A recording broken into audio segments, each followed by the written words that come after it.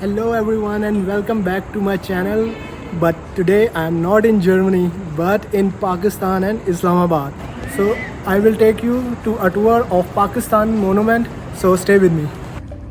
As we travel from Sargodha to Islamabad, we cross the Majestic Salt Range, a region rich in history and minerals, home to the famous Khora salt mine where pink salt is produced and one of the largest in the world. These hills have stood for over 600 million years. The sharp cliffs and valleys offer stunning views, while the range holds treasures like ancient temples and vast deposit of salt, gypsum, and coal, making it vital part of Pakistan's heritage and economy.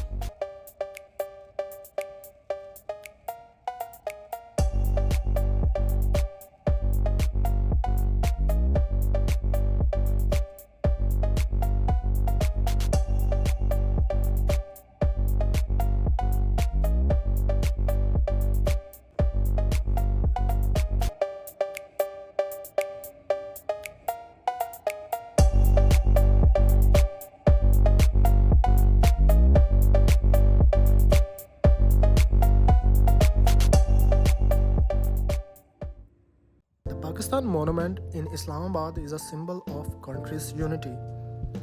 It is shaped like a flower with four large petals, four provinces: Punjab, Sindh, Balochistan, and Khyber Pakhtunkhwa.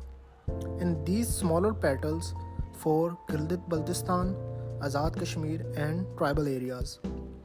Inside the petals, you will see carvings of important landmarks like the Badshahi Mosque and Minar-e-Pakistan. Beneath the monument is a museum that tells the story of Pakistan's history and its fight for independence. The monument stands as a reminder of Pakistan's strength and unity.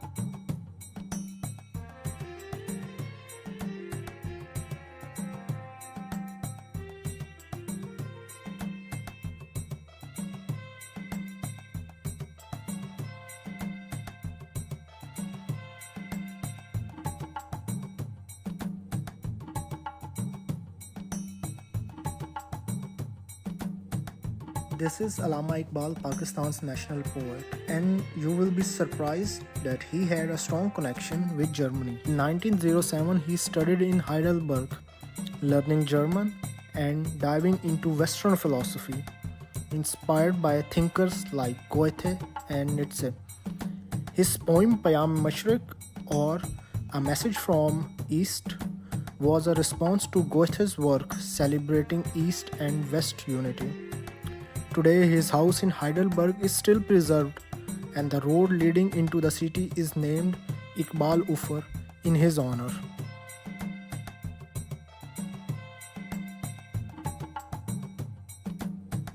He is Muhammad Ali Jinnah, the founder of Pakistan.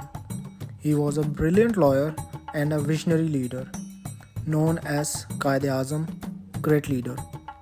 He played a key role in the creation of Pakistan in 1947. Interestingly, he was a sharp dresser, often seen in tailored suits, and was known for his powerful speeches that inspired millions.